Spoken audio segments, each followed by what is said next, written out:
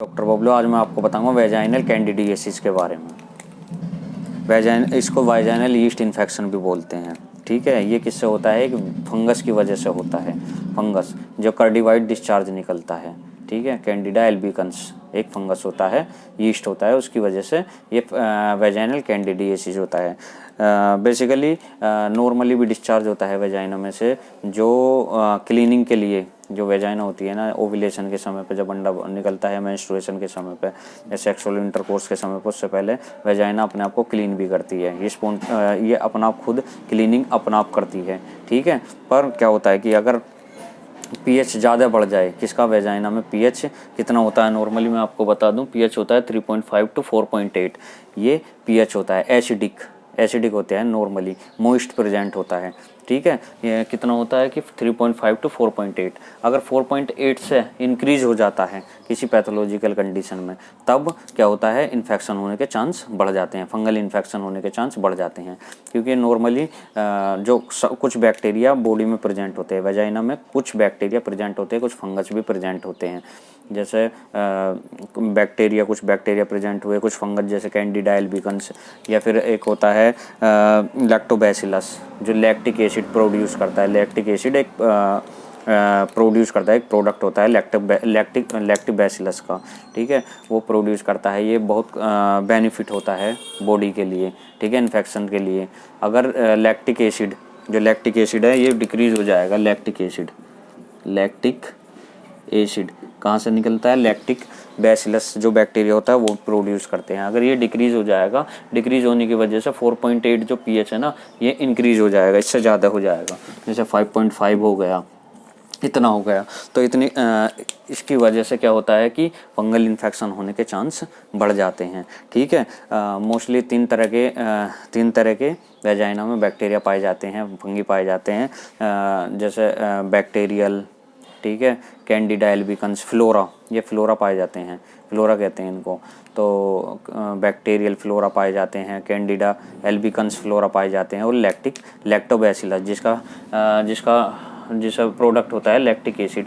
ठीक है, अगर ये कम हो जाता है तो पीएच जो इसका इंक्रीज हो जाता है। ठीक है, तो जो फंगल इन्फेक्शन होता है मोस्ट कॉमनली मोस्ट एरिया में प्रेजेंट होता है, जहाँ पे गीले एरिया में ज़्यादा प्रोड्यूस होता है। तो फेवरेबल कंडीशन क्या होता है इसकी? ज़्यादा पसीने आ जाना। ठीक है, तो क्या इन्फेक्शन होने के चांस बढ़ जाते हैं, फंगल इन्फेक्शन होने के चांस बढ़ जाते हैं। ठीक है, तीन तरह के आपको बता दिए बैक्टीरिया प्रेजेंट रहते हैं, बिना किसी नुकसान के वो रहते हैं वेजाइना में। पर जब उनको फेवरेबल कंडीशन मिल जाती है तो इसकी वजह से क्या होता है कि इन्फेक्शन होने के चांस बढ़ जाते हैं।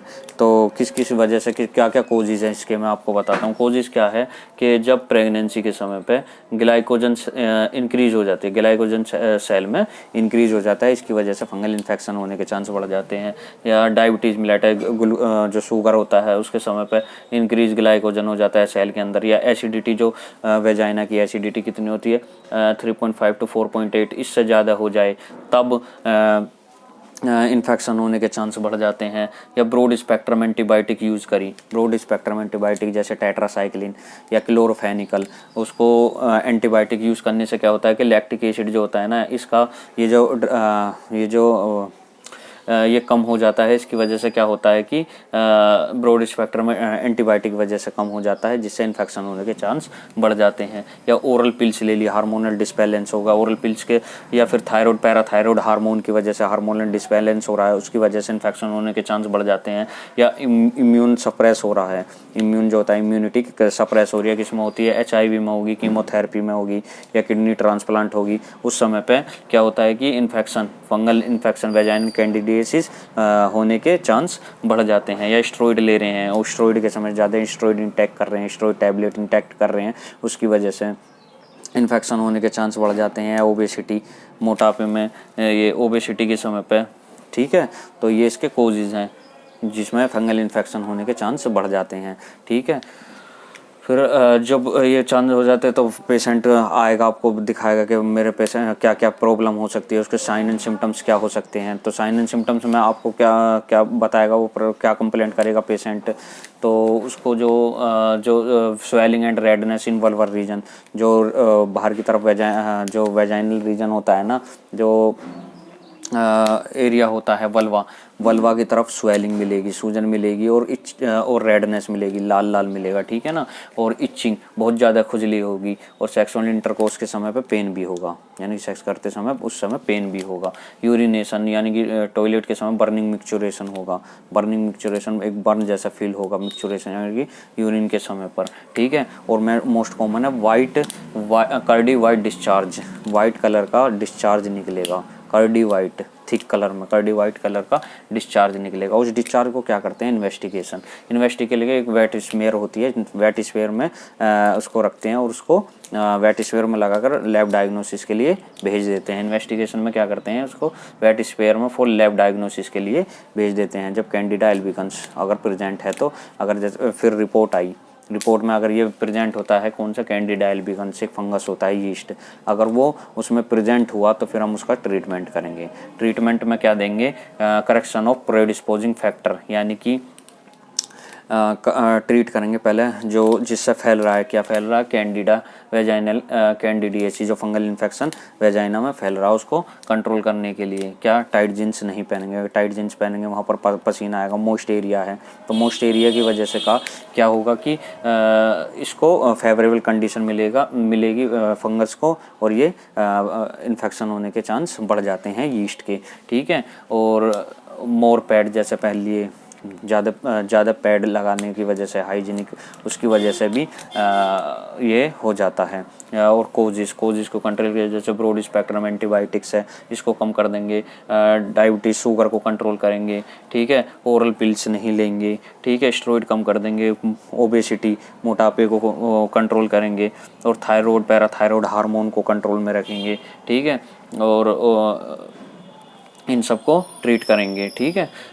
जैसे ब्रॉड स्पेक्ट्रम एंटीबायोटिक अवॉइड कर देंगे, स्टेरॉइड अवॉइड कर देंगे, ठीक है। इनको अवॉइड करेंगे, ठीक है। फिर एंटी फंगल ड्रग होती हैं, जैसे निस्टेटिन क्लोट्राइमाजोल, मिकैनाजोल क्रीम, ऑइंटमेंट और पेस्ट्री होती है। ये क्या करते हैं, रात को सोते समय वेजाइना में लगाते हैं, ठीक है। रात को सोते समय वेजाइना में लगाते हैं। ये ऑइंटमेंट, क्रीम और पेस्ट्री होती है। और टैबलेट भी आती है, लाइक फ्लूकोएनाजोल को रात को सोते समय उसमें वेजाइना के इनसाइड अंदर रखते हैं, ठीक है। और ओरल एंटीफंगल ड्रग भी चलती हैं, जैसे फ्लूकोएनाजोल या फिर होगी इट्राकेनाजोल, ये ड्रग भी चलती हैं, ठीक है। ये ओरली खा लेते हैं, ठीक है। और इसके साथ क्या करते हैं, जो हस्बैंड होता है, जो लाइफ पार्टनर उसको सिमिल्टेनियसली ट्रीट करते हैं, किसके साथ, निस्टेटिन क्रीम या ऑइंटमेंट के साथ, ठीक है। और फिर क्या करते हैं कि यूज़ ऑफ कॉन्डम को भी यूज़ करते हैं। ये था इसका treatment, sign and symptom, investigation और causes. Thank you, keep watching and please subscribe.